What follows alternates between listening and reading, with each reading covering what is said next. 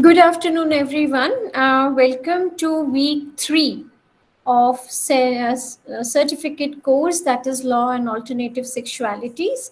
And this week we have Professor Dr. R. Raj Rao.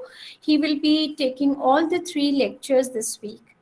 Before we will begin, there are few things that I want to talk to all of you. I'm so sorry, there are many participants in the certificate course who are professionals, and there are students, or there are students as well, PhD research scholars. So I think somewhere we need to remind you every week about coming in time for the lecture and filling the feedback forms. Last week, for the 3 different speakers, I'm very disappointed to receive hardly 15 or 12 responses, feedback response. If you all recall, I shared on the first day that feedback forms are very, very important. This particular certificate course is the first time that we have initiated. And with the help of feedback form, there is always a scope for us to learn something new, to know about your suggestion, your satisfaction level towards every lecture. And that is how we can bring change in, maybe if you have some issues with regard to our from the technical viewpoint. If you have any suggestion, we will try to work on that. If you want us to bring some more content to the topics that we have, we can do that. So please try to understand that how important the feedback forms are. The team here, me and the program coordinator, Ms. Shivani Jadhav, we are going to assess every feedback form received after every lecture. So please, it is again a reminder for you all, those who have not filled the feedback form for the last week lecture, please take out that link and please fill the feedback form. Beside this, there's another thing. I have seen that there are about 10 students who are not coming very regularly. Again, a reminder to all of you, though we will be sharing the attendance by the end of this month, and you all are aware about that it is the course that which is certified from the SPPU, Pune University. And these are the guidelines from the Pune University to have 75% of attendance. It is mandatory. And mandatory means that you have to have. I know somewhere you have a very plus point that you can have access to the lecture, the recorded version of the lecture. But please trust me, it is more important when you attend it on the day when the speaker is there and you are listening to the speaker. Maybe there may be some questions which you may not be able to raise those questions when you are listening on the YouTube recorded lesson on the YouTubes. So please be more professional and attend in time. We try to, we give access to everyone from 2:15. So access in time and fill all the feedback forms. Okay. Thank you very much. And now, without wasting any more time, I'll hand over to Professor R. Raj Rao. Thank you. Over to you, sir.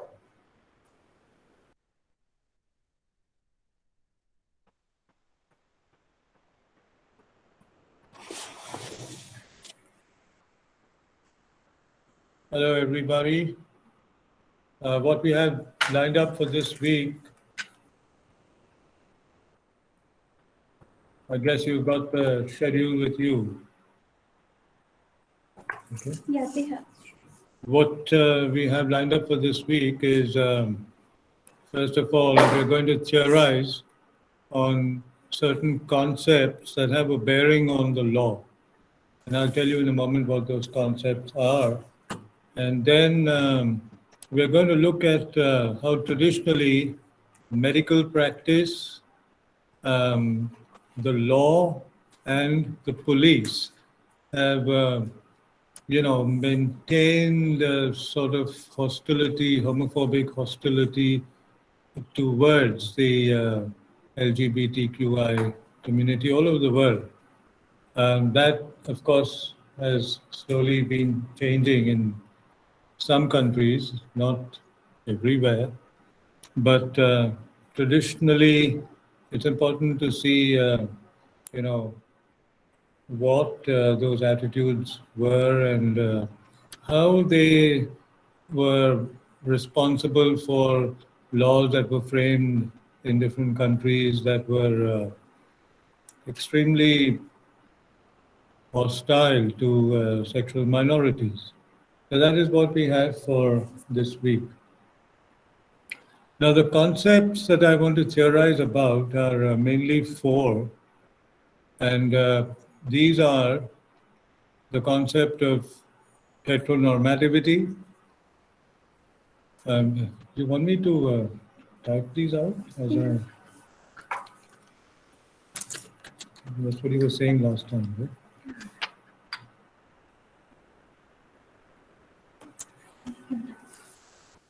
So I'm just putting these down.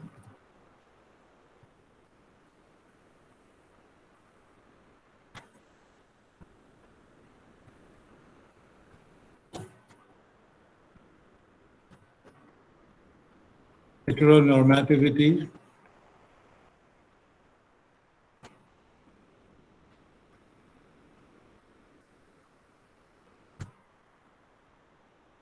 then the concept of heterosexism,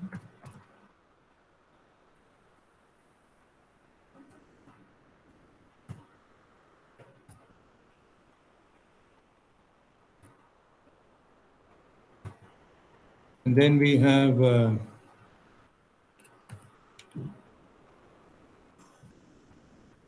homosociality, and finally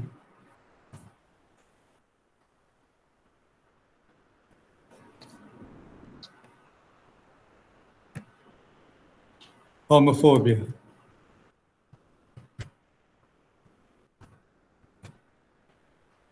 So I want to theorize on these four concepts because, as I said, they do have a bearing on the law. Let me begin with the first two actually, and let's see how far we can go because we need to also have a discussion. And if there's time, we'll take up the other two. Now, the term heteronormativity incorporates the word norm. And norm is a variation of normal, right? So norm, normal, normative, and normativity, these are all variations of the same word. If you think of a term like normal, and if you think of its grammatical opposite in the English language is abnormal, which is actually, if you ask me, a term of abuse to call anyone abnormal, right? But that is how homosexuality was traditionally viewed as an abnormality, So heterosexuality was thought to be normal, and any other form of sexual attraction, including bisexuality and so on, were thought to be abnormal. Now, if something is abnormal, then of course, you think in terms of treating an abnormality, of curing it, which was, traditionally how it was viewed. And those bogus cures could be of different kinds,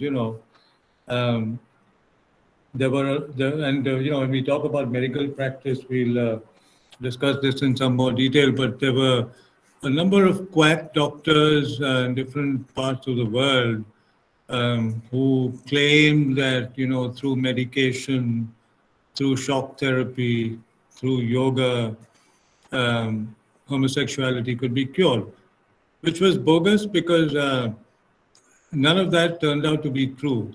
If you ask me, I wouldn't hesitate in saying that I don't think that there is a single human being in the whole world whose homosexuality has been cured in that sense or has been uh, successfully replaced by heterosexuality. You know, so obviously this is bogus.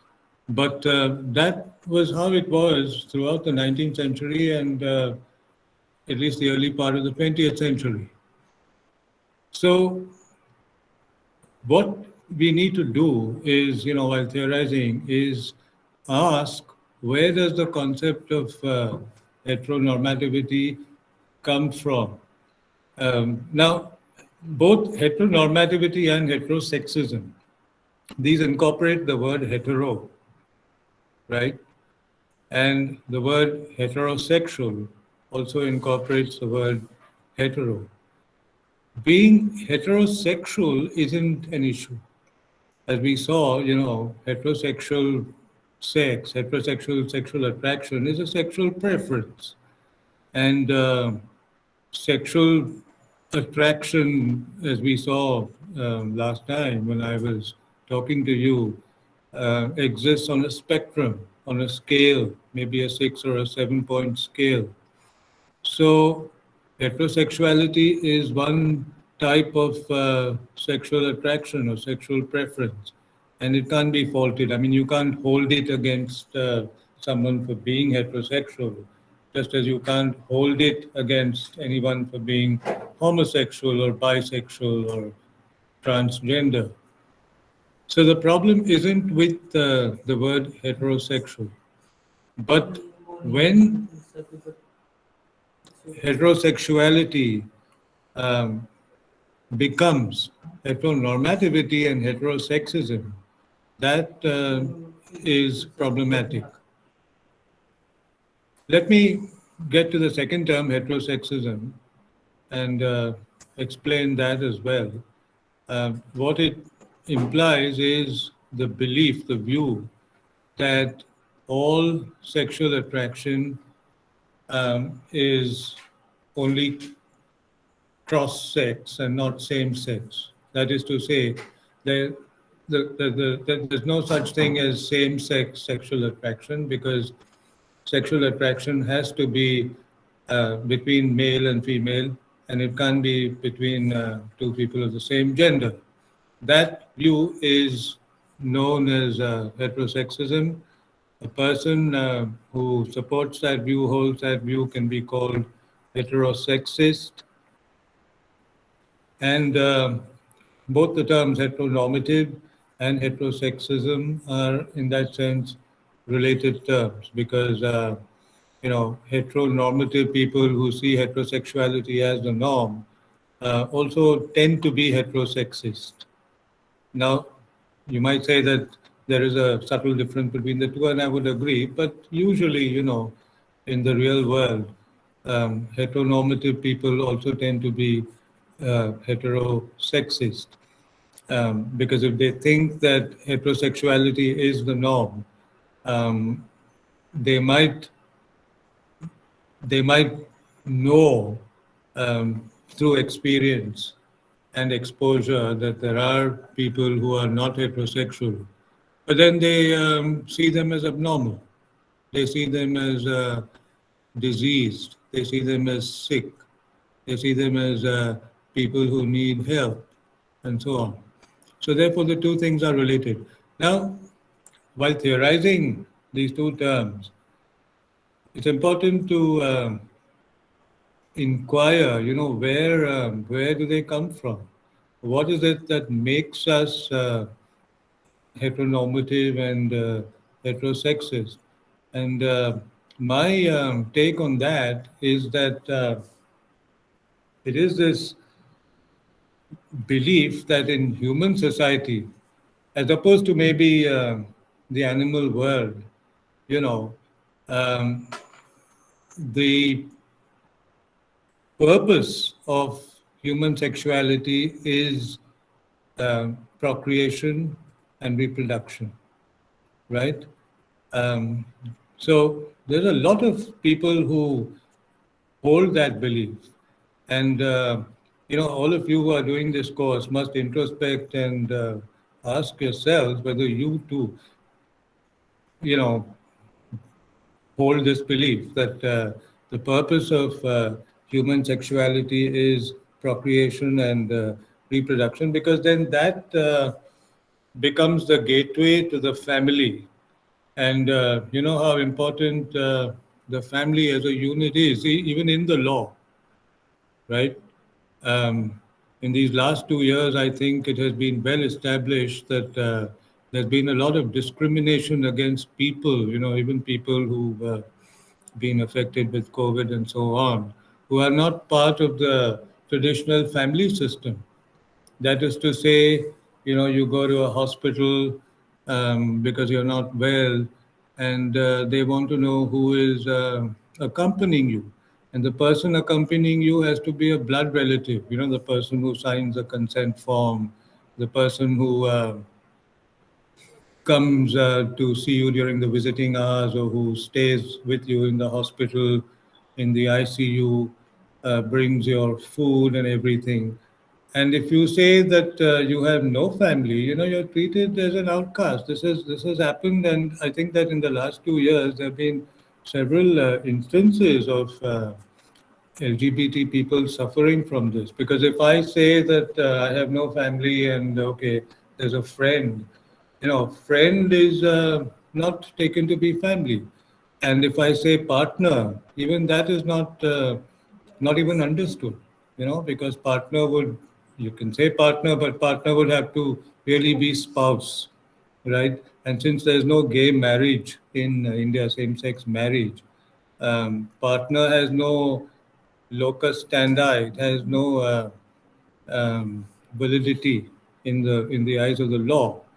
And so hospital authorities have known to be very sort of discriminatory in their treatments. There are several case histories that I know of that have been written about, where you're even turned away, and not given a bed and so on if there is no blood relative who is there. So procreation, reproduction, this becomes the means to starting a family. Now, particularly in India, we are a very family oriented culture. Uh, Everywhere in the world, the family assumes importance, but perhaps in individualist cultures, the family over the years, at least in the latter half of the 20th century. Because if you ask me, that's one of the meanings of cultural modernity is, not to emphasize too much on things like religion, patriotism, nationalism, family. These are right-wing institutions. The military, you know, police, policing.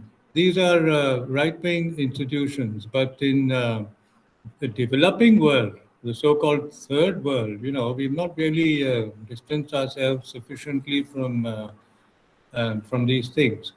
And heteronormativity and heterosexism get a fillip on account of this, because the argument would be that it's only through heterosexual coupling that um, procreation and reproduction are possible, by means of which you start a family. You will agree with me if I say that even among heterosexual married couples, they are, you see this in popular culture, in movies and advertisements all the time, that even among married heterosexual couples, um, the marriage is not even taken to be consummated unless it is not followed by childbirth within a reasonable span of time. Maybe a year or 2 years.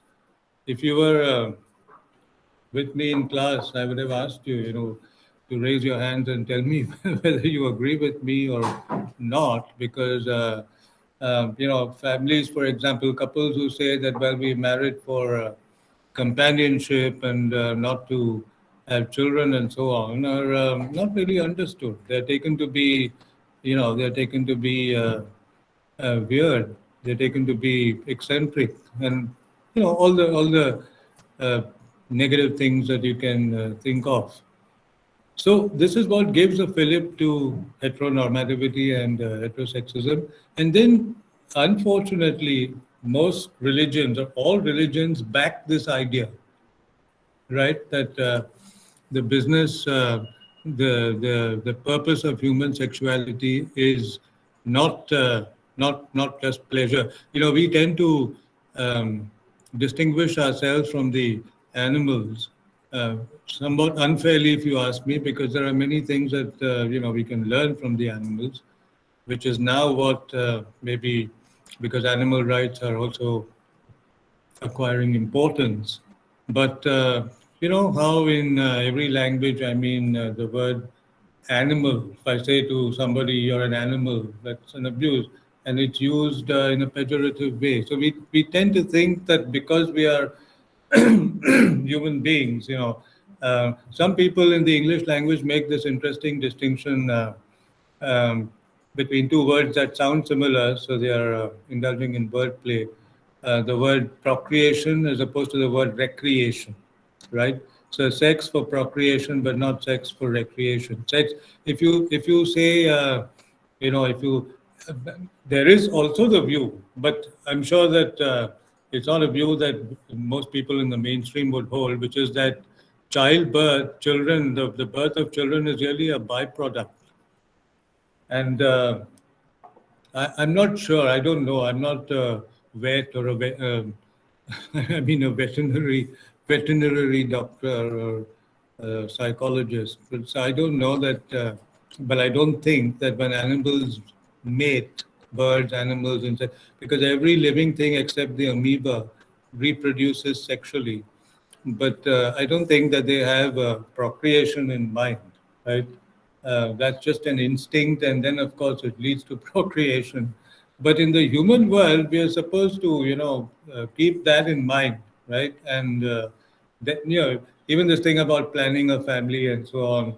Um, as somebody asked, if sex was not for pleasure, then there wouldn't be things like contraception. So, these are ironic reminders um, that we need to remind ourselves about these things, that there wouldn't be things like contraception, contraceptives. There wouldn't be things like abortion and so on, which again, most religions frown upon. Um, Orthodox Christianity and Islam are opposed to abortion. So the whole point is that the human civilization seems to have convinced itself that the objective of human sexuality is to keep the species going, right? And if and obviously the thing that goes against the LGBT community is that through your sexual activity you can't do this. Now, if you say that, because through alternative sexuality, you can also talk about alternative families, but where are they really given the kind of importance or value that they should be given? I can tell you for a fact that most people in middle class India, I'm sorry, um, and when I say middle class India, I mean people who have degrees and so on, who have been to college and university and who are educated. But even they, would not really be in favor of things like adoption, surrogacy. And again, we come to the laws over here that even governments, are very finicky when it comes to things like adoption and surrogacy. There are only certain kinds of people who are allowed to adopt. um, they should be a heterosexual couple, which, the definition of a couple is that, of course, a heterosexual couple would be man and woman. Whereas if two men or two women, especially two men, want to adopt, that might not be easy. So even the laws are not in favor. right? What is ideally preferred is, the biological family, which is made up of man and a woman who are united in marriage, and it is through their sexual intercourse that children are born, and that is the family unit as most people understand it, right? So if you think of even, now alternative families can be of different kinds. They can be single mother or single father families. They can be two people of the same gender bringing up a child. They can be children born through surrogacy. They can be adoptions. But all these things are, the exception and not the rule, right? There are even people, there's this film, I wanted to see it, maybe I'll catch it this evening, a popular film called Badhai Do, which I'm told is about, you know, um, the guy and the girl getting married because they want to hide their sexuality. I don't know, I haven't seen it yet.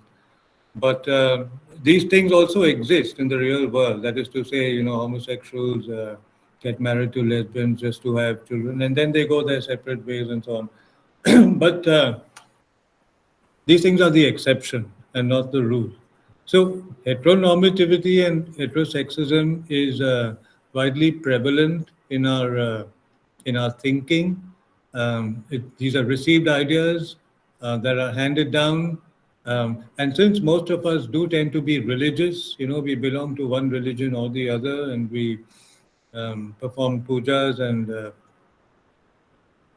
celebrate religious festivals, whether it's Eid or Diwali or Christmas or whatever. Um, religions inform this thinking, and then of course this is handed down thinking from generation to generation. So this is what makes us heteronormative and heterosexist. But as far as sexual minorities are concerned, these are very discriminating terms. They're very hegemonic because if we are heteronormative and heterosexist, then there's no way in which we can accept homosexual people, right? And whether we like it or not, we are going to discriminate against them. The discrimination can be open, it can be subtle, that might vary from person to person. But prejudice and bias and so on, these things cannot be wished away. So the thing to do is, first of all, because if like I said, these things have a bearing on the law. And in order to understand, why laws exist or how laws came into existence, it's important to theorize about these concepts. Because if you just get to the law, then of course, that um, anti-gay laws exist in most parts of the world, even now, even as I speak. But where do they come from? What is it that that influences the thinking of the framers of the law and so on? So the thing to do then is to first of all take on the idea of heteronormativity and heterosexism. Like I said, begin, charity begins at home, begin with yourselves and introspect and see if there are residues of this even in you. Because if there are and you identified them, then of course you can work on them. But if there are these residues of heteronormativity and heterosexism in us and we are not even aware of it because they exist at a subconscious or unconscious level, then obviously you can't even work on it, but it would be reflected in your prejudiced and biased attitudes, Now we assume that the 30 or 40 of you who are doing this certificate course, of course, want to understand these things better. But there are a lot of people in the outside world who wouldn't even bother, right? or who might even dismiss the idea of what we are doing over here as something that's, that's what should I say? Something that's freakish, something that's um, per- perverse, and not even worth talking about, let alone talking about it in a haloed educational institution and so on. So this is why heteronormativity and heterosexism are the problem. Heterosexuality isn't, because that's only a sexual preference and you can't hold it against someone because our sexual preferences are dependent on the way they're dependent on our hormonal and chromosomal makeup over which we have no control. The way the X and the Y hormone come together during conception determines human sexuality. And over that, one has no control. So there is no quarrel with, you need to understand this. So the quarrel isn't with heterosexuality, but the quarrel certainly is with heteronormativity and heterosexism. So these are things that we need to tackle, and and look for them in ourselves, look for them in others, be able to identify them, right? If you ask me, even the institution of marriage as you know it is both heteronormative and heterosexist.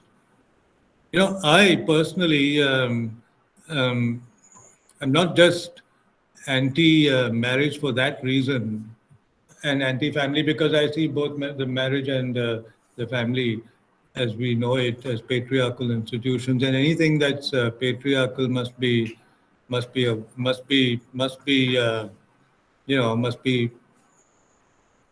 substituted with something that's not patriarchal, because patriarchy is not a desirable idea. But in my case, I take it so far as to not even attend a wedding, because the way I rationalize it is that in attending a wedding, you might say that that's just a harmless act, to please a family member or a friend, that you go and, okay, you have ice cream and whatever. But I don't do even that, because the way I see it is that in doing it, I am willy nilly, endorsing the idea of heteronormativity and heterosexism, right? Because that is certainly what a marriage implies. A marriage, as we know it, is between a man and a woman, and it assumes then that this will be followed by sexual activity, by procreative, reproductive sex. It will lead to the birth of a family, the birth of offspring, and and then you just get deeper and deeper into it, and you become more and more heteronormative. Yesterday was 14th Feb, Valentine's Day, but the idea of Valentine is again, the idea of a couple, the idea of love, the idea of romance. All of this is both heteronormative and heterosexist. So that is. What I want to say about these two concepts. At 4 o'clock, Renu, we can open it. But let me come to the other two.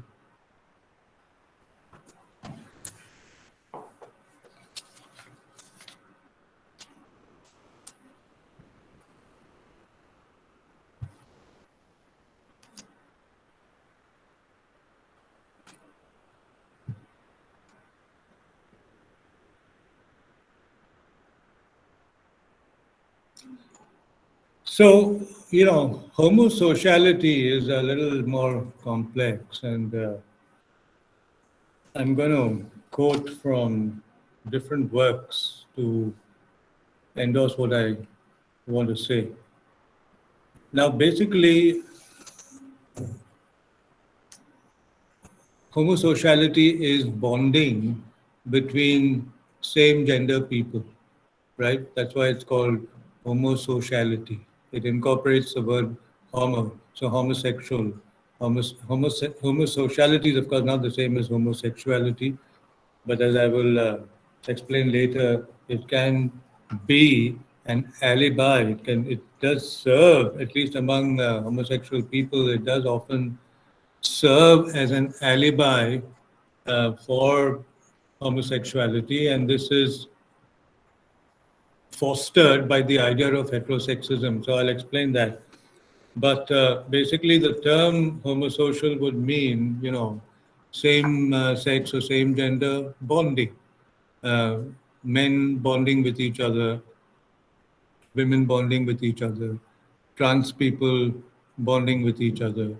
All this would come under the term homosociality. And, let me, like I said, it is often an alibi of homosexuality. What do I mean by that? And what I mean by that is that, in take two closeted homosexuals, right, who are always in each other's company. Um, and as you see in India, maybe less now than a little while ago, and maybe less in cities than in smaller towns and villages.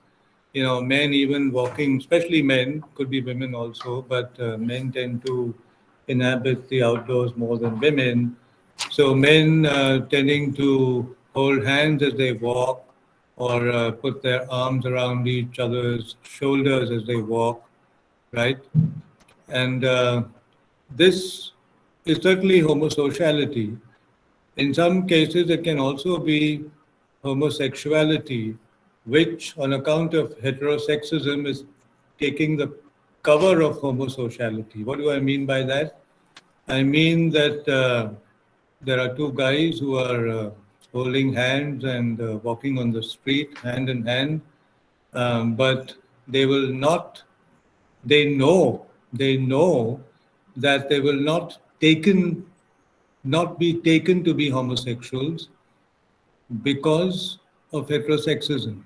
That is to say, people will say that two guys holding hands can't be sexual, or two girls for that matter, two people of the same gender holding hands.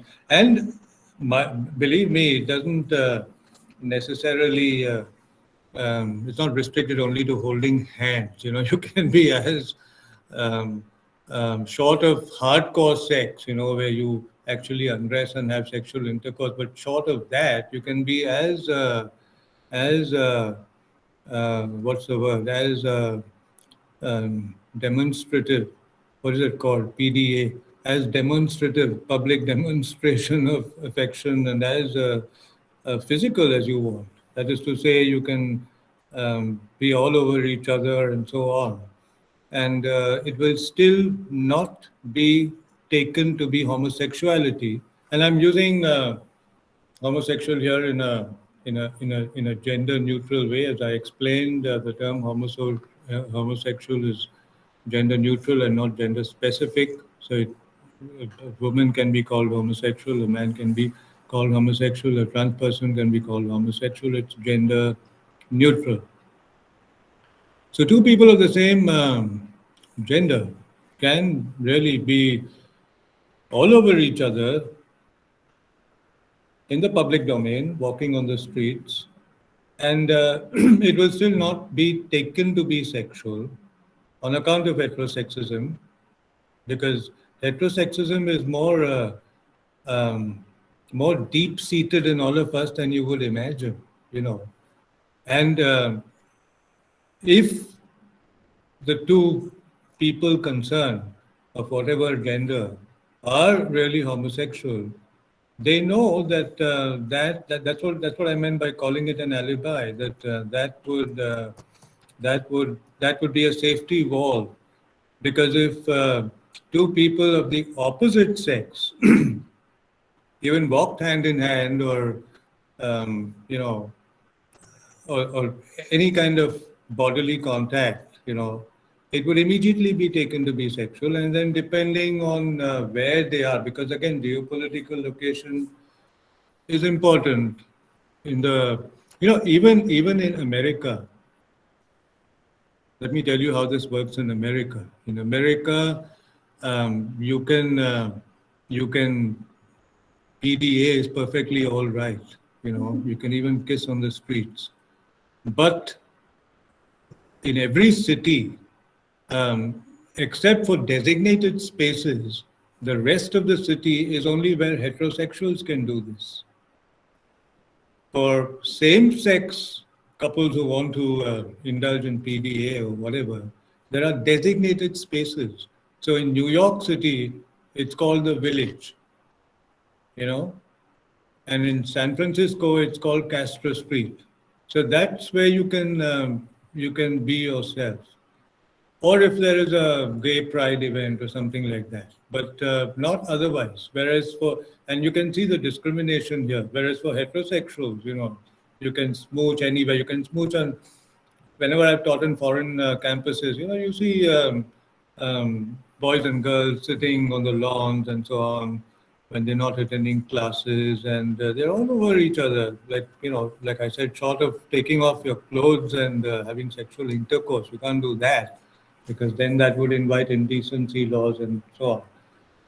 But short of that, you can do other things, right?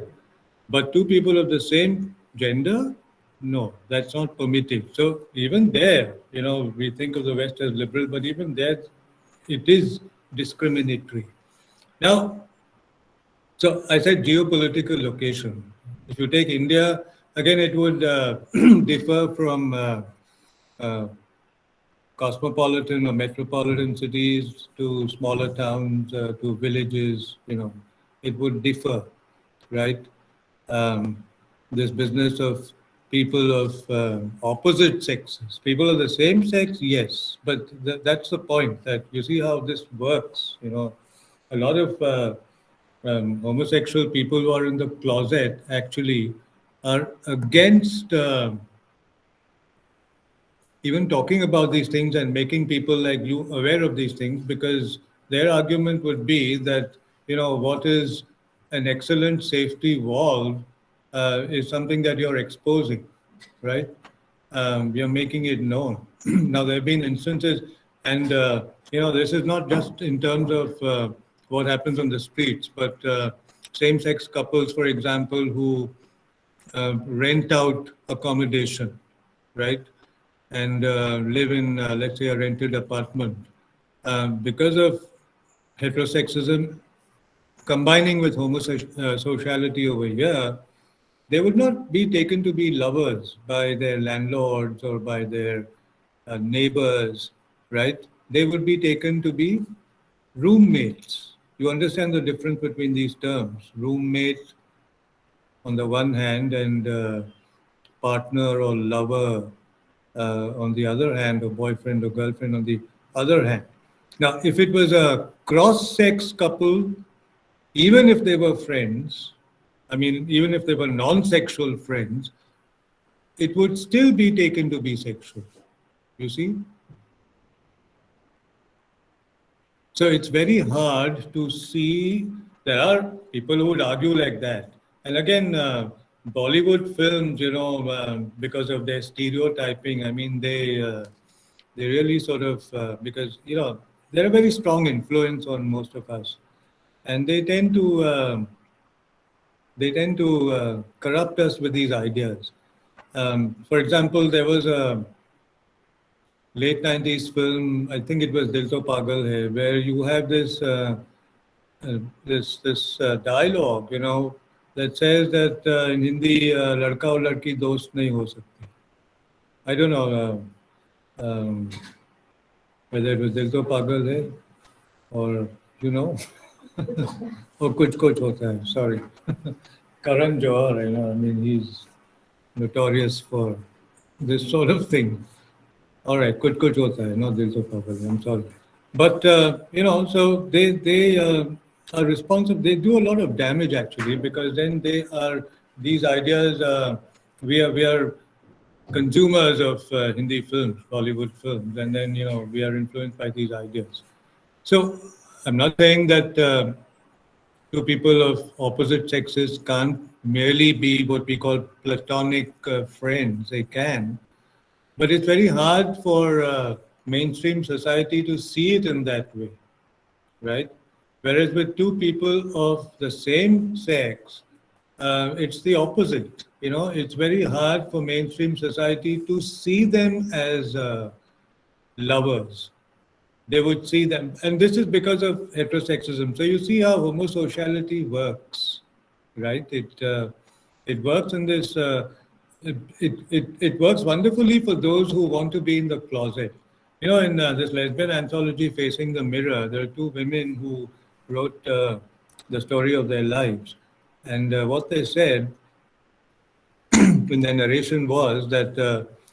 For years, they lived in a middle class housing society somewhere in Delhi or in some city. And everybody was very nice to them, the neighbors, the landlord, the um, staff in the building and so on, because they took these two women to be roommates. Keep this word in mind, roommate. We are roommates, okay? Um, but one day they decided that they wanted to put an end to the farce, as Arun Kolarkar says in his poem Jejuri in another context. Many of my references will be from literature because I'm a literature professor. So they wanted to put an end to the farce, and they decided that they were going to come out of the closet and declare that they were not just roommates, but they were lovers.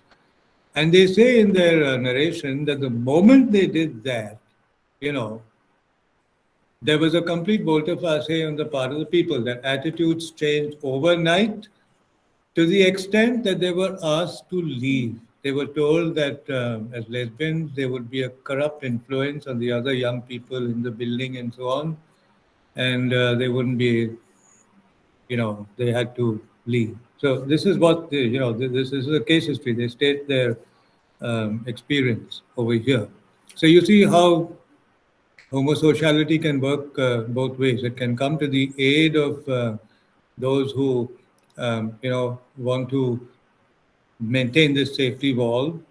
And again, this is, let me also quickly add that this is culture specific, at least from the second half of the 20th century onwards. This is culture specific because this alliance between homosociality and heterosexism tends to work in the developing world, but not in the developed world, right? In the developed world, that's why I said that in San Francisco, you have to be in Castro, even if you just want to hold hands with your same-sex lover. Or in New York, you have to be in the village, but you can't be walking the streets of Manhattan. You know, some people might do it in order to be rebellious, but that would be viewed with disapproval, and maybe even the cops would be after them and so on. I don't know, but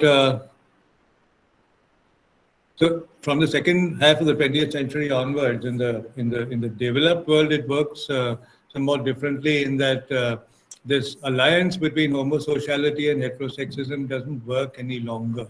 So that even if two people of the same sex held hands, they will immediately be taken to be homosexuals.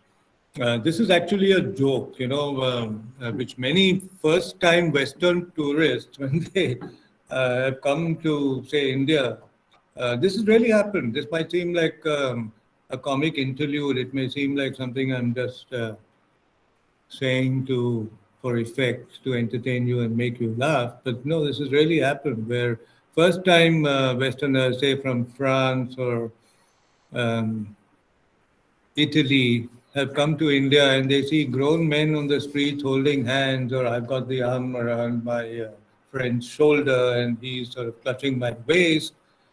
They think that India is very gay friendly, and unlike their own countries. And then, of course, you have to tell them that this is either they're not homosexual and they're really just homosocial, or possibly they are homosexual, but they are using homosociality as an alibi, which they are able to do on account of heterosexism, right?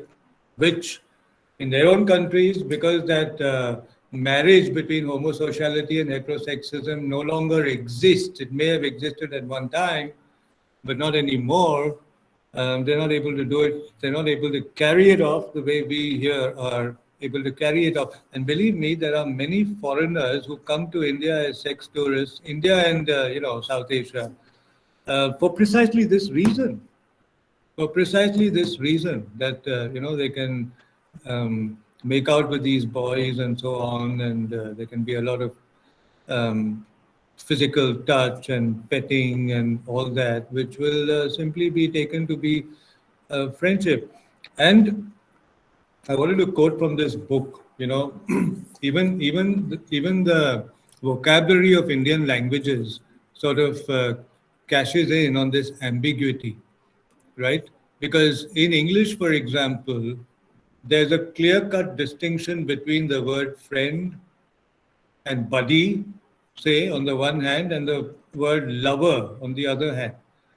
But this is from Lotus of Another Color, and this is what one of the contributors, Raj Iyer, he calls his piece Yari, and he's theorizing, he's reflecting on this word Yari, you know, which is, let's see what he says. He says there is really no English equivalence for this concept, no word that approaches its breadth and depth.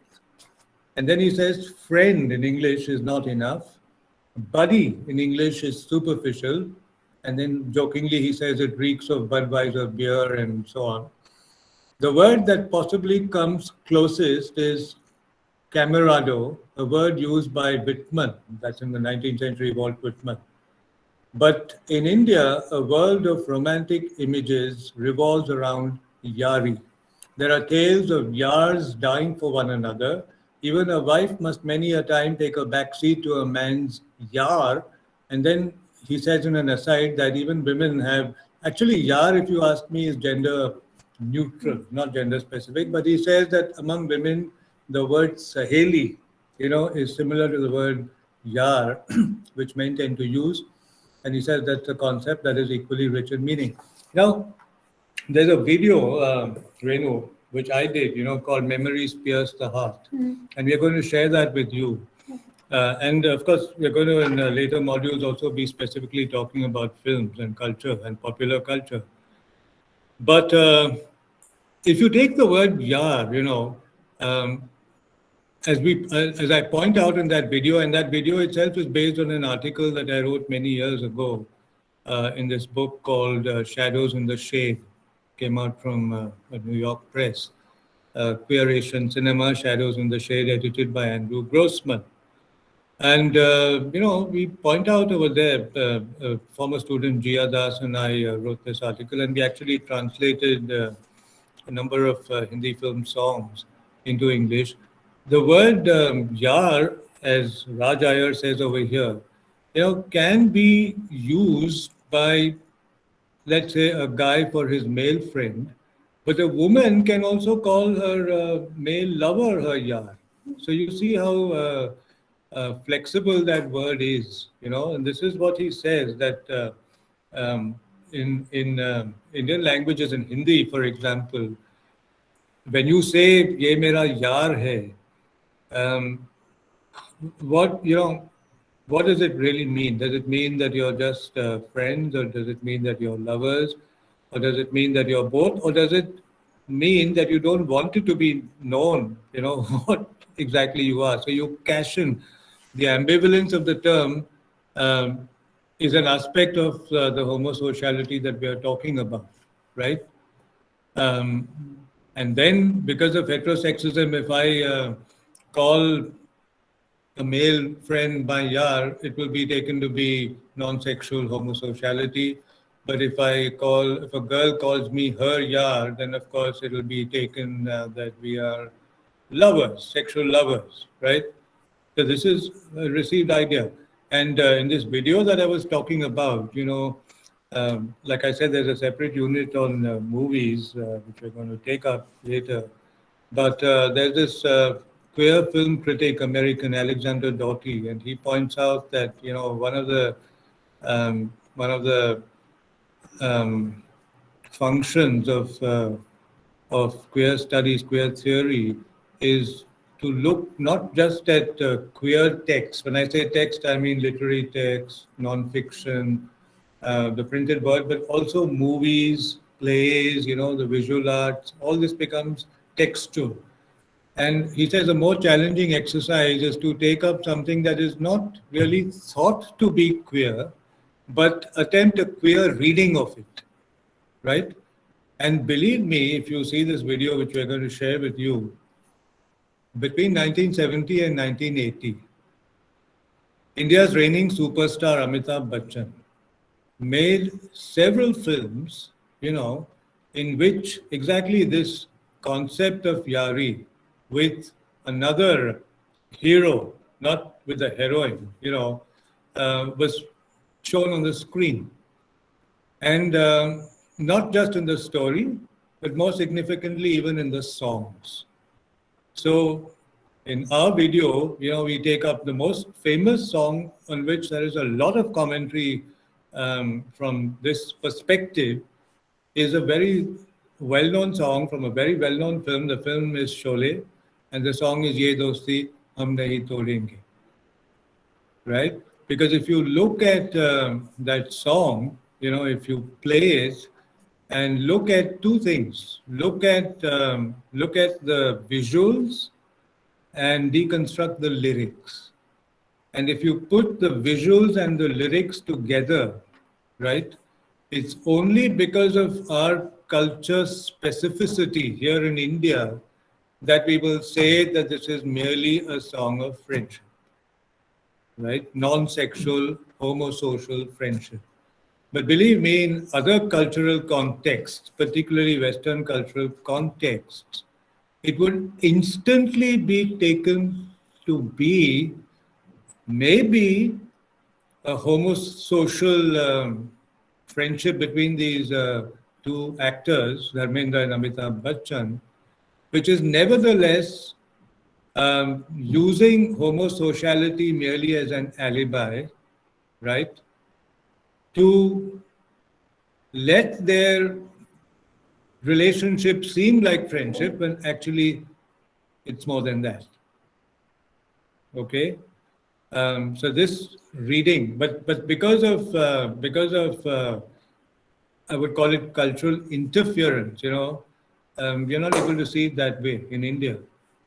It is taken to be, the LGBT community in India has been very cunningly or cleverly appropriated that song, and we take it to be our anthem. But for the mainstream Indian society, that's still taken to be a song of eternal friendship. Ye dosti hum nahi todenge. It starts like that. So dosti is, of course, friendship. In this song, I don't know whether the word Yari figures somewhere in the song. There are other songs where there's another song with another Amitabh Bachchan film called Zanjeer, where the word Yari figures right from the word go. But Pran is this Pathan who's singing Yari hai iman, meri yaar, meri zindagi, and so on.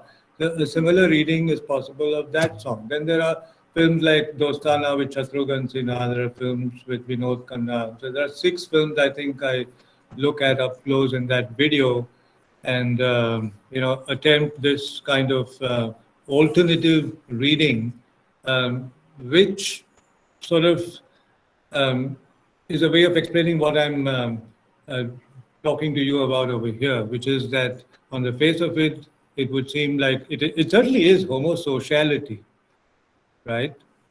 Because they are social and they are, they are friends and they are the same sex, so it's homosociality. The point is it non-sexual homosociality or is it homosociality which is serving as an alibi for homosexuality, which is made possible on account of heterosexism? That is very hard to come to any conclusion. And if you come to any conclusion, it's extraneous. The Sholay song, there's a lot of resistance because I've done this for years and years. But there's initially a lot of resistance, right? They'll say, "Nay, you have a one-track mind, they're only friends," right? But I say, okay, they're friends, but you can I'm sure you've all seen that song and seen Sholay hundreds of times. Presumably, Amit Shah said there's no one in India who hasn't seen Sholay, and so everybody knows Hindi. Because I think there was resistance to Hindi from the south, and I think it was only last year, that he said that everybody knows Hindi because everyone has seen Sholay. So Sholay becomes a yardstick or the barometer by which you judge whether everybody knows Hindi or not. So I guess we've all seen that film more than once, and recall the I think the in the second stanza when you know when they say, one of them says, "Khana pina saath hai, marna jeena saath hai, sari zindagi." Just reconstruct that much for me. Khana pina saath hai, marna jeena saath hai, sari zindagi. Right now, isn't that our idea of an arranged heterosexual marriage? Cynic that I am, I believe that the average Indian man has a heterosexual arranged marriage because he needs a woman to cook for him and keep house for him. And then, of course, start a family with her, or she starts a family with him. I don't think we really marry for love in our culture. So then, because if you say khana pina saath hai and marna jeena saath hai, sari zindagi, you know Hindi. Most of you, if you don't apologize, and I can give you a translation of those lines. But when you say sari zindagi, first of all, it means that then each of you is not thinking of getting married and setting up home with a woman, right? You're going to um, live and die together. Isn't that a marriage vow? Till death do us apart. It's a marriage vow, right? That's one thing. So that's a lyric. The other thing is the visual. By the time that film ends, believe me, in the um, international gay subculture, this would be taken to be, the ultimate queer iconography. Because by the end of that film, end of that song, you see Dharmendra perched on Bachchan's shoulders as he's riding the bike, right? So imagine the closeness, the body contact, and all that. And as if that's not enough, he's caressing his head, right? So he's all that. Now, there's so much of physical touch, right, in that one scene, but also otherwise in that song. That it's hard to then take it as a mere non-sexual homosociality. But then that is how we are supposed to take it, right? In this, in India, that is how you would read that song. But that's not necessarily a universal reading of that song. And that is why I said that the LGBT community has appropriated. There are lots of commentary on that song. I wrote on it, Ashok Rao Kavi wrote on it, I think Gayatri Gopinath wrote on it. There's a lot of us. And I was telling you about Doty, Alexander Doty, this highly respected film theorist, who says that that is exactly, what queer studies should do. Because if I just take queer films that are shown in LGBT film festivals, it's not very difficult to attempt queer readings of those films because they're already queer films. But the more challenging exercise would be to take a mainstream film. Now, in India, after the decriminalization of 377, more and more people are getting gutsy. That's how you have this stuff like, Badhai Do and so on, which is light-hearted. I was hearing on the radio and they said, well, the whole family should go in, which means that it's obviously not treated in a serious way. Otherwise, anything that to do with homosexuality is then you immediately say, no, this is a family thing, so you can't take children. But I think it's got a U certification, so it's treated in a light-hearted way. If you want to make serious queer films. Ashim Aluwalia has been sitting on my novel, The Boyfriend, for more than 10 years. He's not able to still, actually maybe get funding and really put that film together, because that's the resistance you face if you want to make a really serious, homosexual film. But in a light-hearted vein, yeah, you also had that other one with this Khurana guy, Shubh Mangal, Jada Savdan, and so on, Kapoor and Son. So, those are light-hearted treatments which people have become a little emboldened after September 2018. Before that, they wouldn't do any of this. So this is how homosociality works. But I wanted to give you, some more serious um, theoretical inputs about from Western theorists about homosociality. So the first is from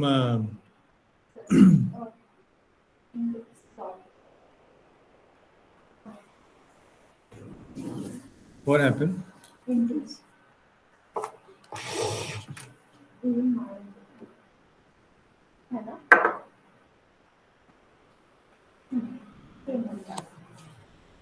Yeah, please continue. Can I type?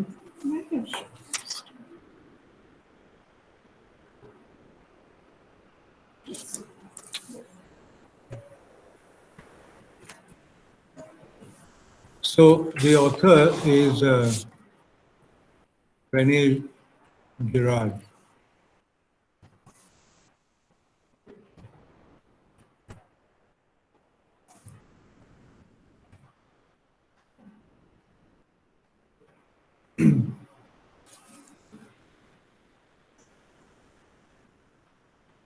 I'll just give you the quote from Girard. Um,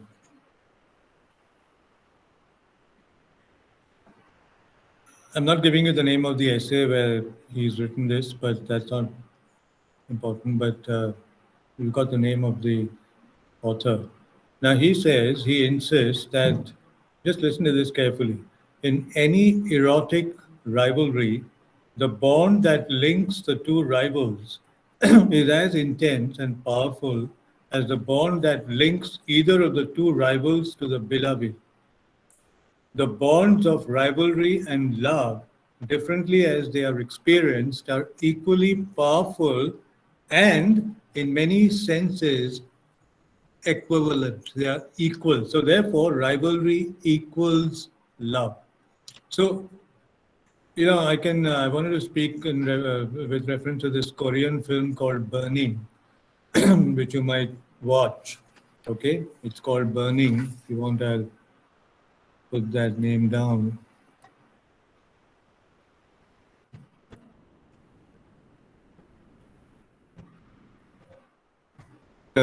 South Korean film.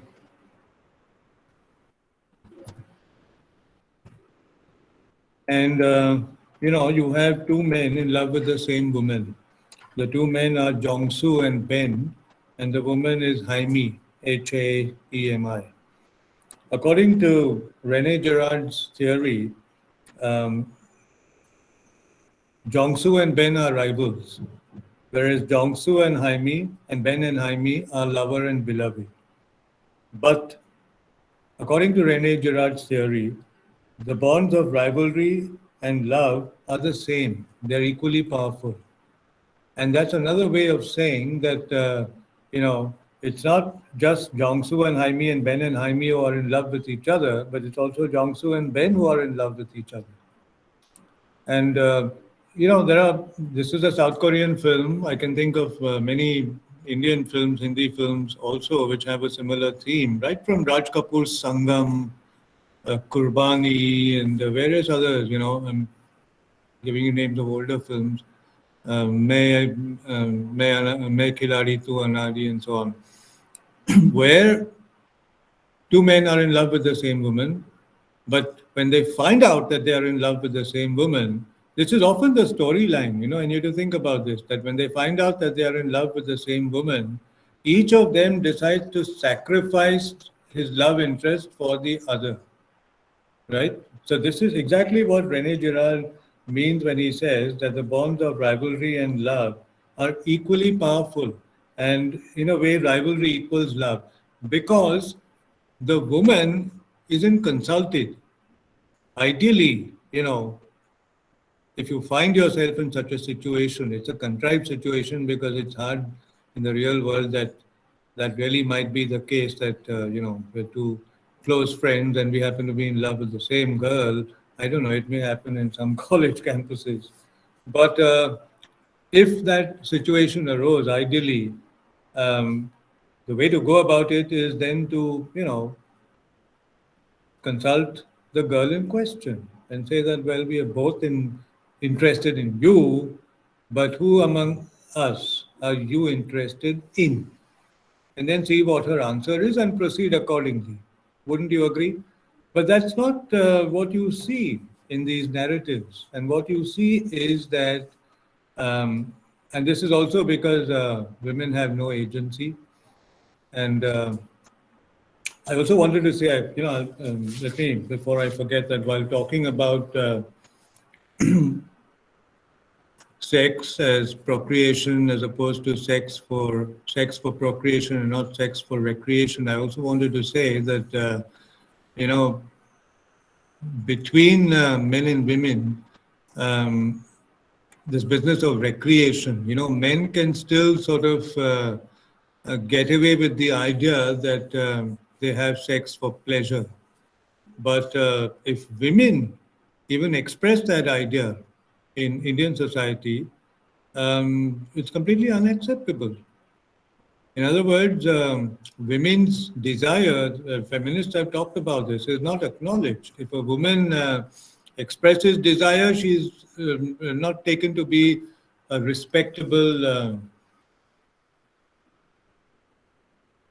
Indian woman. She's taken to be a slut. She's taken to be a courtesan, if you like. And you have a number of courtesan films and so on.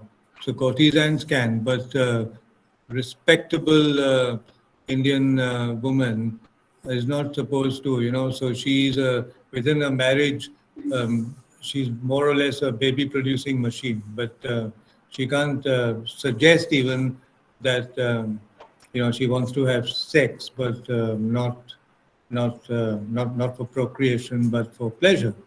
So that is how it operates, this whole business of heteronormativity and heterosexism, just talking about earlier, come from this idea that the purpose of human sexuality, as stated by God, because God and religion are linked, is to keep the species going. So that was what I should have said there. But coming back to Rene Girard, so one way of theorizing homosociality is this, because this is, when you say rivalry equals love, rivalry here is an aspect of homosociality. Love has to do with heterosexual love, but rivalry has to do with homosociality, but the two are the same according to Rene Girard's view. And often, very often, as you see in this Korean film as well, South Korean film, and in many Hindi films and in many other films from other parts of the world, the woman isn't consulted. She isn't asked which of the two men she prefers. The men decide it between themselves. And, then we come to similar views have been expressed by both Gail Rubin and Levi Strauss. Levi Strauss, for example, says, and this will remind you of an Indian arranged marriage, actually. I'll read out what Levi Strauss says. He says the total relationship of exchange, which constitutes marriage, let me put his name down.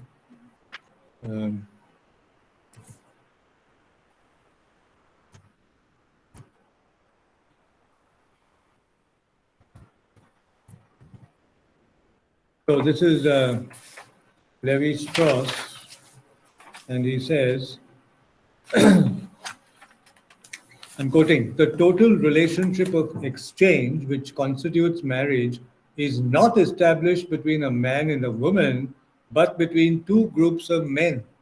And the woman figures only as one of the objects of exchange, not as one of the partners. I'm reading that again because I think this is very relevant to us in India, especially when it comes to arranged marriages. The total relationship of exchange which constitutes marriage is not established between a man and a woman, but between two groups of men, and the woman figures only as one of the objects of exchange, not as one of the partners. In an arranged marriage, for example, it wouldn't be, you can contest what I'm saying, you can disagree with me. In a little while, I'll stop and then it'll be over to you. But in an arranged marriage, if you ask me, it's not even between the mothers, it's between the fathers, isn't it? The two families meet and then it's the fathers and maybe the brothers who decide. Where is the woman really given agency? She has no agency there. So the exchange is not between the man and the woman. The exchange would be between a man and a woman if it's entirely, like ideally, if you ask me, and I think in the LGBT subculture, this is how we forge alliances. I used to say jokingly that we are hunters and gatherers because I can't go to daddy and mummy and say, find me a boyfriend, right? So I have to do it on my own. That's what all my fiction, if you read my novel, The Boyfriend, and other things that I've written, that's how we do it. You go out there, wherever it could be. Now there's Grinder for um, the 21st century. But in the old days, that's why last time I referred to that article in World magazine. They talked to six of us and said, "How did you do it before there was Grinder?"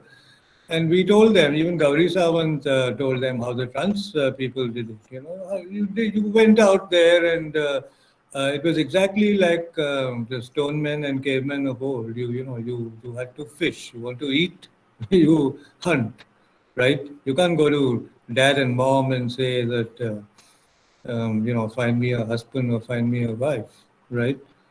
So in the LGBT subculture, we know this. But if you take the heterosexual mainstream, then of course this idea of arranged marriages. Now I was saying that ideally a marriage, if it's entirely between even a heterosexual marriage, between the boy and the girl, you meet, you decide, then you inform your parents. There are marriages like that. I'm not saying that love marriages don't happen, but they are the exception and not the rule, right? Um, and I think that our culture is not conducive to that because see what happens in the West is that beyond 18 or 19, you're thrown out of the house. You can't continue to. In some states in America, it's even illegal. You can't till 25 and 30 be staying with your folks. You have to leave, and be on your own. And then it's more conducive that you somewhere else and you find someone and you get married. And it's not uncommon to get married and come and ring the doorbell and say, "Hi, dad," or "Hi, mom, I'm married." And not in a rebellious way. Here, if you did that, all hell would break loose, right? That you've done it without our permission and so on. So all these things are culture specific. But I think that what Levi Strauss is saying, I think we in India can relate to this much better than people in the West. That this exchange is really between two men. It could be the fathers, it could be the brothers, because we have patriarchal families. And I don't think that even the mothers would, you see, again, popular Hindi films. Dilwale Dulhania Le Jayenge after Sholay was the last film to have that kind of long innings, long run. Sholay ran for 5 years at a stretch in Minerva Cinema in Bombay. And DDLJ ran for even longer, 15 years, at one show, Maratha Mandir, not far from Minerva. I don't know if it's still there. Nowadays, films don't run like that. They're there for a few weeks and then they get to OTT and then they're gone. But what do you see over there? You see over there that I'm sure that's again a film that we've all seen multiple times, maybe, that the mother of Kajol, played by Farida Jalal, actually calls Shah Rukh Khan and says that, "Look, my husband is a nutcase. You just elope with my daughter and I'll face the music. You remember that scene, but do you think he agrees? He doesn't. So you see how this exactly the bonds are between men. What Levi Strauss is saying over here, that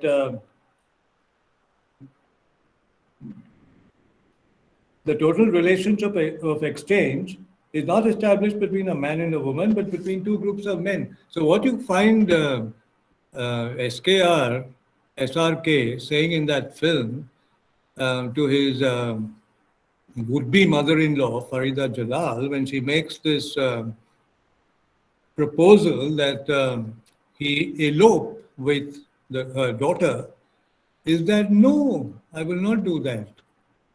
I will seek the blessings of the old man. I will touch his feet, and only then I will, you know, take the girl. And if you recall the last scene of that film, that happens because the old man is a complete nutcase, played by Amrish Puri. But in the end, the train has started, and he just has to sort of let go. It's not the same as giving his consent, but this is exactly the bond that Levi Strauss is talking about. And then there's a third quote from Gail Rubin, where she talks about. Let me put the name down. I put Gail Rubin's name down even earlier.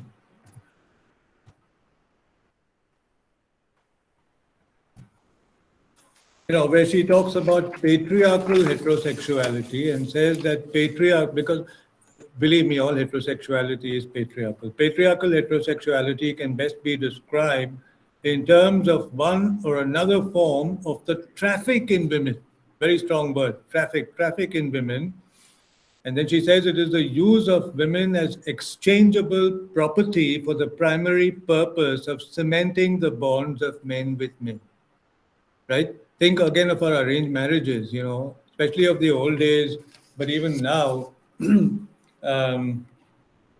Take our big industrialists, some of the people you saw on Shark Tank, right? If they have children or whenever they have children who are of marriageable age because they're still young, or take the Hindi film industry, because that's more well known. The last marriage was Katrina Kaif and Vicky Kaushal, right? Now, how does that happen? Stars marry stars, right? Stars don't marry their cooks or their drivers or their maids. That doesn't happen. So that's exactly what she's saying, that heterosexual patriarchy operates in this way. Traffic in the woman is an exchangeable commodity. Actually, in the case of the Katrina Kavanagh, that's not a very good example because maybe in their case they are both independent and so on, so they decided it on their own. But if you take business families, it's often like that, and even the earlier idea of child marriage, which right from Ram Mohan Roy's time and all that in 19th century Bengal, there was legislation against it because of the intervention of people like Ram Mohan Roy, but that still happens. It's really bonds between men, right? They decide that they see their own interest, that, I give my son to your daughter, and then this cements our partnership, and we can continue to be business associates for life and so on. So this is the Gail Rubin quote. So I think I've not touched upon homophobia. I'll do that tomorrow. But I've talked about heteronormativity, heterosexism, and homosociality. And I think, Renu, we can open it up. Yeah.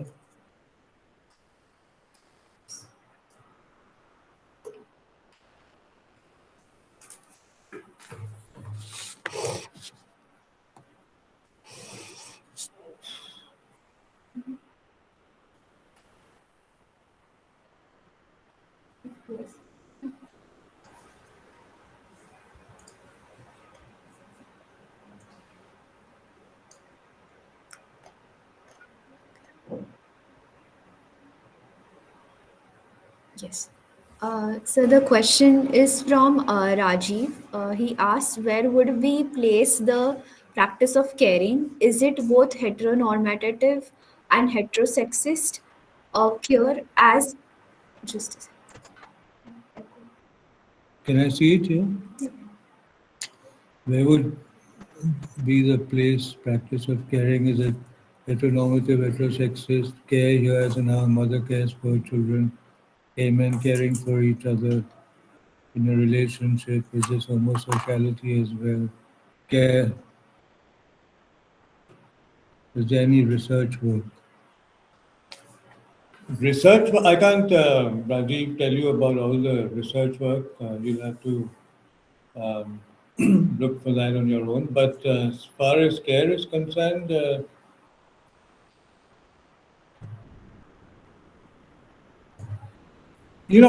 far as the law is concerned, I can't talk about care, but I can talk about caregiving. And caregiving is certainly a heteronormative and heterosexist idea. If you think of how the law operates, because whether it comes to caregiving when you're sick and you need a hospital bed, or it comes to things like inheritance, or it comes to things like taking a housing loan. That's also an aspect of caregiving because you have to provide for your family and so on. All that is definitely, can be seen in very heteronormative and heterosexist terms because it insists on the couple. The definition of couple is a man and a woman, and they have to be a married couple, right? They have to be married. Um, they can't just be in a live-in or man and woman living together, living in sin as it was called in the old days. So caregiving. Care in terms of, I can feel anything. That's the whole point. There is a difference between caring and caregiving as a formal thing. We all care for our partners, and but it's not an ideal world. That's a very utopian way of looking at it. That anybody who cares for anybody should have a legitimacy. There should be a legitimacy to that relationship. But the idea of caregiving in the law, let's not lose sight of the fact that this course is called Law and Alternative Sexuality. So let's bring in the law. In the eyes of the law, just to say that I care it has no locus standi. That's exactly what I was saying happened 2 years ago during the height of the COVID pandemic. People whose LGBT people whose boyfriends, girlfriends, etc. fell sick and took them to hospital were asked, and not just 2 years ago when there was COVID. This has always happened. I think I mentioned in my previous class Abraham Varghese' book My Own Country, and he says the same thing about America in the 1980s when AIDS first made its appearance, and the people who were getting infected with this unknown virus, they didn't even know what it was, and dropping down dead, all turned out to be homosexual men, right? But when their partners, lovers, came to hospital, there was a kind of rivalry between the partners on the one hand and the biological families and the hospital authorities on the other hand, in that the partners were not allowed to see the patients, and when they died, because most of them died, were not allowed to claim the body, not allowed to perform the funeral.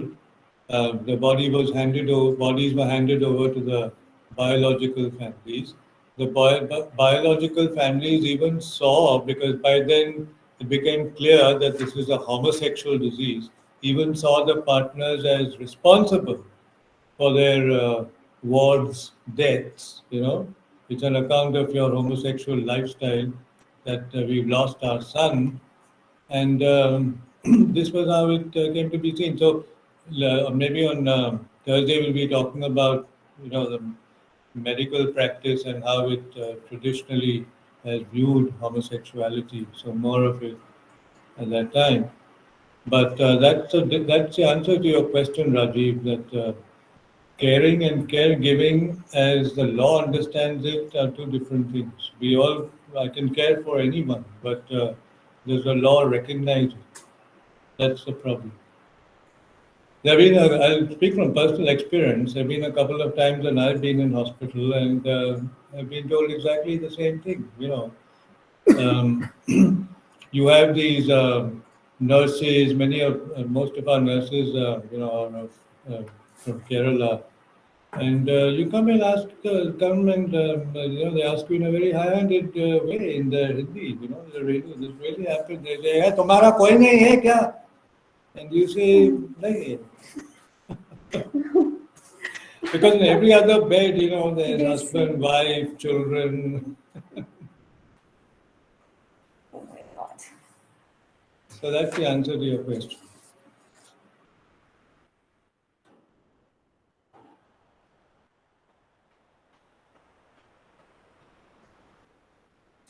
Next question.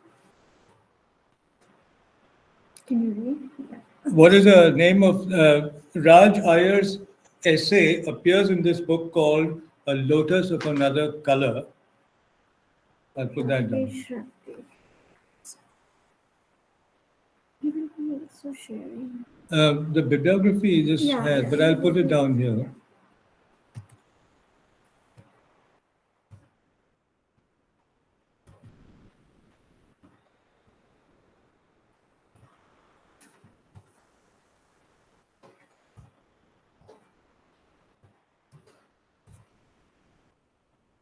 It's an American book. It has American spelling of color. And there's a subtitle, An Unfolding of the South Asian Gay and Lesbian Experience. But we are going to give this to you as part of your reading list. It's edited by Rakesh Rati.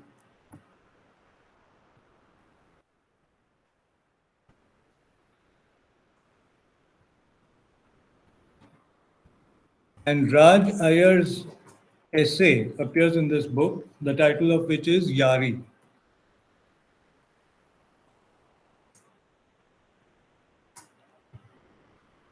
Okay, there's another question.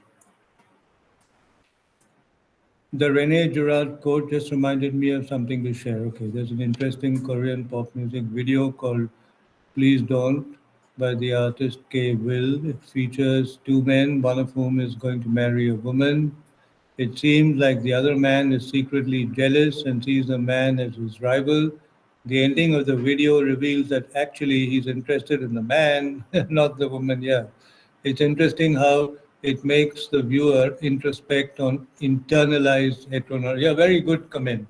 That's exactly what the film Burning is also about, and that's exactly what the René Girard quote and the Levi Strauss quote are about.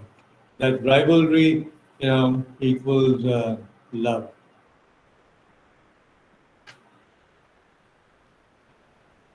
Okay.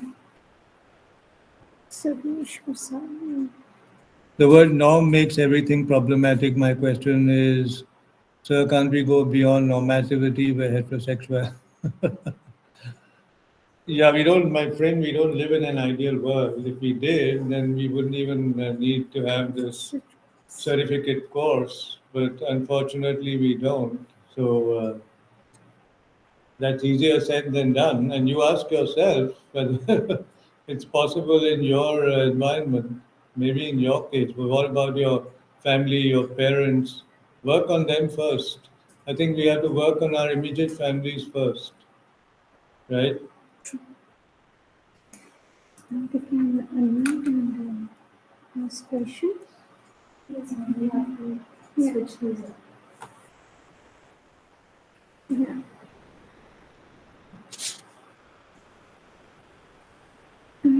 Have to put him on mute. Yeah.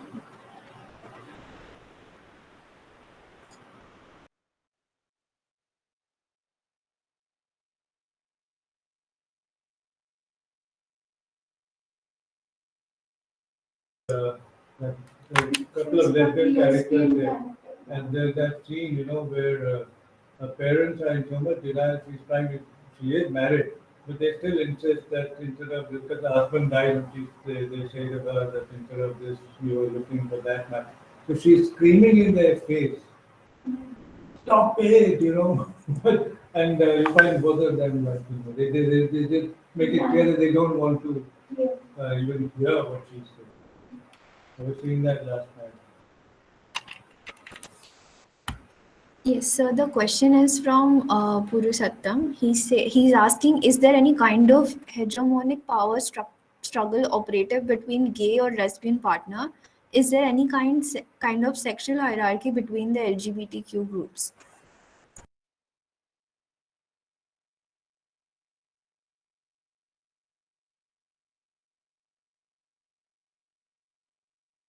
Actually, he's the one who joined. Oh, he joined Yeah, late. Okay, yeah. I'm sorry.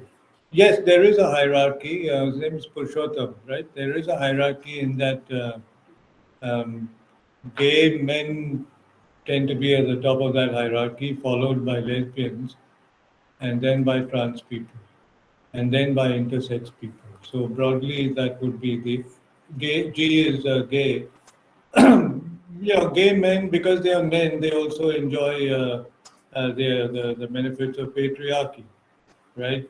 And for the same reason, lesbians, in a patriarchal setup, suffer not just as lesbians but also as women, so they're sort of doubly disabled. And trans people suffer by virtue of sexual orientation as well as gender dysphoria. And intersex is not even a category which is properly understood. I think intersex today would simply be taken to be a deformity because you're born with, ambiguous genitals. Like in Arundhati Roy's novel Ministry of Utmost Happiness. Question. Is homosociality different in heterosexuals and in LGBT? Does homosociality sometimes overlap with homoromanticism? Yeah, that's a nice word, homoromanticism, homoeroticism. That broadly two kinds of homosociality. That's what I was suggesting. That there is one which is non-sexual homosociality. So I'm not saying that that doesn't exist.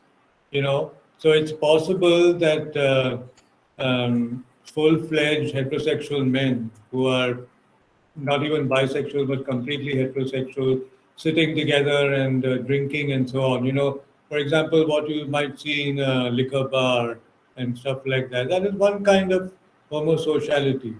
But then equally, the closeted homosexuals. So when you use words like homoeroticism and homoromanticism, they both suggest closeted homosexuality. Because if you're out of the closet, then you're gay. That I explained in the first place, that gay is an identity term. The term homosexual merely connotes a preference. So homoeroticism, homoromanticism, whatever you want to call it, implies closeted homosexuality. And it certainly can be, homosociality can be used as an alibi for closeted homosexuality, and it is. And it is culture specific in the modernist world, because we in India are not modernist yet. We are not culturally modern. We can have a separate lecture on that. We are modern in the sense that we eat fast food and we wear jeans, but we are not culturally modern. And we wear ripped jeans nowadays, but we're not culturally modern. So heterosexism then becomes an ally of homosociality, and the two taken together make it possible for closeted homosexuals to live their lives the way they want. They can live that way all their life, right? Of all genders, not just men, women, trans, you know. But then the condition is that they have to remain in the closet. Some very reductively see the closet then as an advantage. The argument would be, this is a facetious argument, that the closet is the safe space, why come out of it, right? But the answer to that would be that it may be a safe space in some ways, but then if you continue to remain in it, you're leading a schizophrenic life. So then you have to decide whether schizophrenia is is more desirable or safety, right?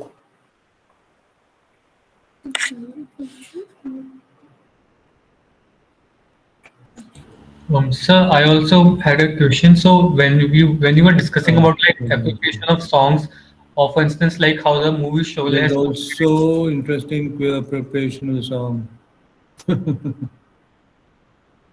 Rajiv, there are hundreds of songs like that. If you're thinking of old songs, Hai Apna Dil To Awara, that's the Devanand song, right? yes, especially the songs with Urdu words, like they can be interpreted in any way that we want today.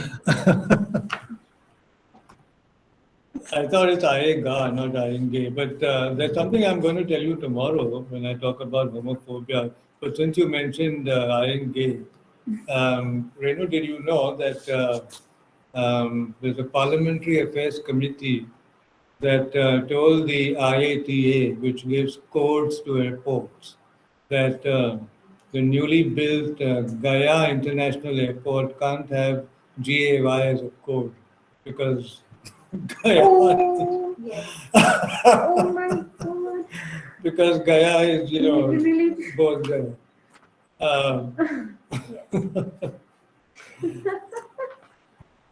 So they said call it YAG but not GA. God. That ridiculous. Seriously, this government is And this is the Parliamentary Affairs Committee, right? right now with this. So anyway, you're right, but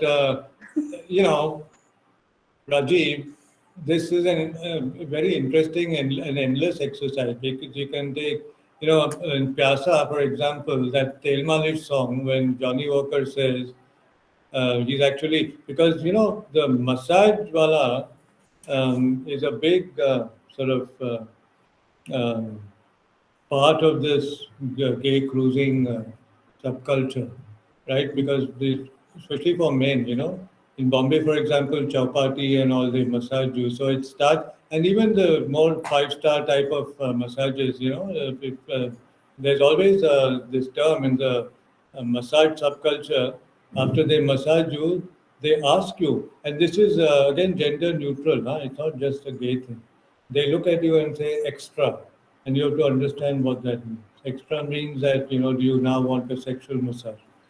But in this Johnny Walker song, I keep wondering why he says "Kaye Ghabrai," because if you see that song "Sarjo Tera Chakrai Dil Duba Jai," people are running away from him, and he's running after them. He wants customers, and then he says "Kaye Ghabrai," right? So it's as if there's some kind of homophobia there in those people. They don't want to be touched by a Malishwam. So it's very interesting. This it can go on and on. And the Hindi film industry is extremely either naive or they're having a nice laugh, if you ask me. I don't believe that people like Javed Akhtar and all don't know what they are getting into. And I remember when I was a child, I Yeah. remember these Malishwala, Yeah. they used to come in the lanes Yes. and they used to dress very differently, wearing a kajal, mantil, and red scarf. Yeah, so they were trans people probably. Yes, yes. Because a lot of trans people are into anything that involves, bodily touch and so on. But a lot of homosexual men also. But you can also have a normal massage. But often massage becomes an excuse to, and in Lucknow, there was this support group, which the police raided. This is about 10 years ago. And it was these Malishwalas who told on them. And they raided their office and destroyed, took away, confiscated all they were like Humsafar Trust and all that. And arrested them. It became a big issue.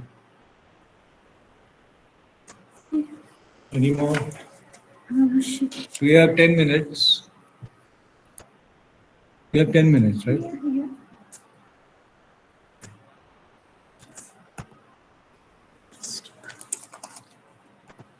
Yeah, Shivani, you can ask.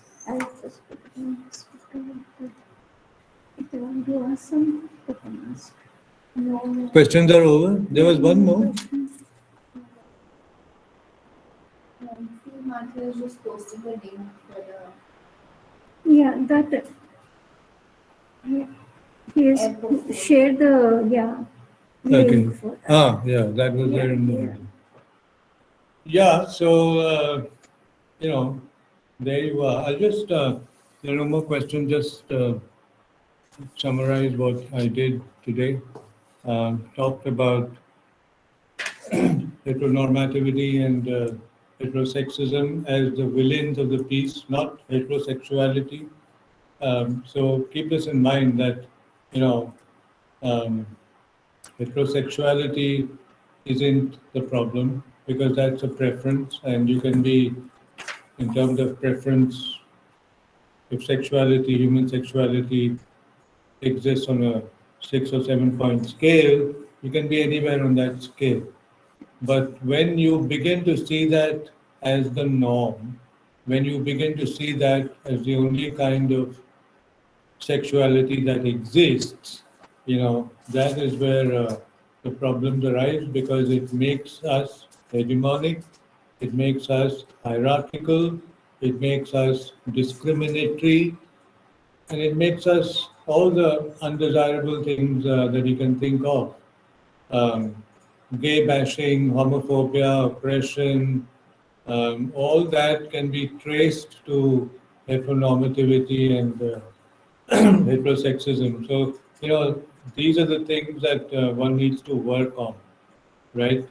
And like I said, importantly, also look within. We shouldn't assume that all of us are above board, that all of us continually need to introspect and see if there are even traces or, as I say, residues of these things in us, and if so, how do you deal with them? How do you negotiate those residues? That's one of the things I was talking about, and the other was, of course, homosociality, which has many aspects to it, which is cultural in some ways, because if you take India and the West, um, there's a difference in how we perceive it. Um, in the, I would say, in the modernist world, it's perceived slightly differently from how we perceive it here. And in that context, I was suggesting that we are not culturally modernist. There's a difference also between modern and modernist, which you need to understand, but we're not culturally modernist. And so, homosociality and heterosexism often come together to create a safe space for closeted homosexuals. That safety valve doesn't exist in modernist cultures, which they might even regret, And if you ask me, this is what gives rise to undesirable things like sex tourism among Western tourists. I call it undesirable not because I'm being moral or anything, but it's just that it suggests, sex tourism, the term suggests that there is force, right? So as long as it is consensual, I have no problem with it. And I wouldn't, even the way the mainstream uses the term pedophilia and so on, is a little problematic because it can be consensual. And, when you say pedophilia and who are children, I mean, children are from 1 minute old, from the time they are delivered, to 17 years and 364 days. Does that make sense? That doesn't make sense. From 1 minute old to 17 days and So, age of consent and all that, we have to rethink these things. So, I'm not saying, sex tourism in itself, if it's sort of mutually, because a lot of homosexual young men, even underage men, look for substitute fathers, sugar daddies, since their relationship with their own fathers, patriarchal fathers, tend to be unsatisfactory. They're looking for, other substitute fathers or sugar daddies. And I think in the LGBT subculture, that's quite common. I'm thinking of a novel like the Sri Lankan novel Funny Boy, where RG has a hopeless relationship. He has a very autocratic father who keeps on. That's how the novel gets its title. His father calls him a funny boy and laughs at him and so on. And then he finds this other man, older man, Daryl Uncle, and then he finds another man older than him called Jagan, and he's more drawn to them. So it works that way. Um, so that's how homosociality would operate in different cultures. It will operate differently. But I also gave you quotes from René Girard, Levi Strauss, and Dave Rubin, which point out that with male homosociality, it can often be bonds between men that, um, on account of patriarchy, commodify the woman. So that's a kind of flip side of homosociality. But and then the last thing I said was the Raj Iyer essay that, again in the Indian context, the fluidity of it, that the word yar. The fluidity exists. I think it starts with language, right? Because in English, buddy and friend on the one hand and lover on the other are different, have different connotations and even different denotations. But in Hindi, I can't speak for all Indian languages, but I think the word yar is fairly universal. Even if I'm talking in Marathi or Gujarati, I can still say Maro yar che or Maja yar aahe.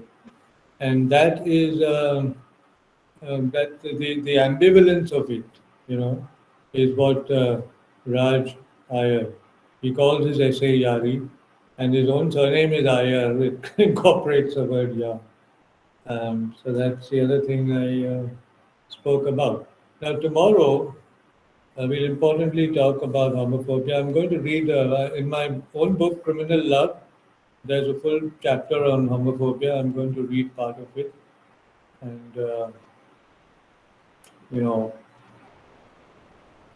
try to explain again how homophobia, as we know it, may be different from how it is perceived in the West. That's what I have for tomorrow. And then for Friday, and if I finish with homophobia, I'll start with basically medicine, law, and the police, right? How the police and the law become allies of each other. One of the things, we'll be talking about this in greater detail later on, but one of the things that the arguments against decriminalizing 377 presented in court were that there haven't been too many convictions under that law. So where's the need to read it down? But one needs to understand that if there haven't been too many convictions, it's because the police here, become allies. The cops become allies of the law, and they don't allow matters to reach the courts, right? Because they desire a settlement before it reaches the court, because that is monetarily beneficial to them. You'll be surprised to know that closeted homosexual men in India who've been caught cruising and so on have been willing to shell down six-figure amounts, in order to not let the police take the matter to court, because if it goes to court, then it means that you're exposed. And many of these men are married men. The people they fear the most are their wives, because wifey doesn't know. And if wifey comes to know, then that's the end of my heteronormative family. Maybe, or maybe not. If she's not highly educated, she'll continue to live that way because she has no agency. But if she's somewhat educated, so this is the story of Amol Palekar's film Quest, which unfortunately didn't get a very um, extended release. It's also, I've got the screenplay, it's published as book form, where this wife, the story is, it starts in a very interesting way. There's this husband and there's this wife, and there's the husband's best friend, which is both of them, both their best friend, right? And she's a successful lawyer, and he's also highly educated, and the friend is single, and maybe he had AIDS or something, but they know the friend. He's a friend of both of them. So she's supposed to go somewhere one day, and she goes to the airport, and the moment she's gone, these husband and the friend are also in a relationship, and the friend comes over, and they are in the bedroom, sleeping on the same bed, and having sex. What they don't know is that the wife's flight has been delayed or cancelled or postponed or whatever, so she returns home and opens the door with a spare key and then sees them and catches them red-handed. And then, of course, all hell breaks loose, right? When they had a special screening of that film, and this wife of Amol Palekar, second wife, not the first wife. Amol Palekar's first wife is Chitra. Their daughter is lesbian, by the way. In Minal Hajratwala's anthology, Out, Stories from the New Queer India, which is also on your reading list, there's a very nice interview with Chitra Palekar, where she talks about how their daughter came out. She's in America, like Suniti Namjoshi, and how they were supportive. But then, for some reason, Amol and Chitra divorced. His new second wife is Sandhya Gokhale, and she wrote the script of Quest. So, we had this session, special screening, Lalit Daswani and some of us were there many years ago. I think it was someone's house, I can't remember, E Square. And exactly like Deepa Mehta and others in Fire, Sandhya Gokhale was quite aggressive, because our point was somewhat different. I mean, we were siding with the husband, but she tended to side with the wife, and she said, no, this is about women's rights and the wife. So you can never really resolve that a closeted homosexual who's married, right? If you look at it from the point of the wife, if you're a hardcore feminist and so on, you'll hold it against the man. If you look at it from the point of view of the LGBT subculture, you will say that, okay, he's a victim. So who is the victim? Is it the wife who's a victim or the man? I would call the man also a victim because, society has forced him to be in the closet. And if you are in the closet, then you can't stay unmarried beyond a point. You can, for some time, you can say, "Nahi, time nahi hai, I'm wedded to my work" and all that, but you can't carry that too far. So at some point, they force you to get married. And then, how do you decide who is the real victim? So these are, the pros and cons, and all this also has to do with the law. So, like I said, since we call it law and alternative sexuality, let's not lose sight of the law. And wherever we can, relate it to the law. Because many people might have come out of the closet if the laws were favorable, right? So if people are in the closet, that's why I would call them victims, because because to come out in the in the wake of an anti-gay law, everybody is not Ashok Rao Kavi and R. Raj Rao. You need a lot of guts to do that, right?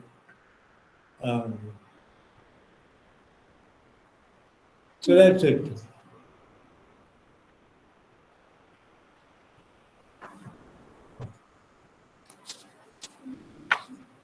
Thank you. See you tomorrow.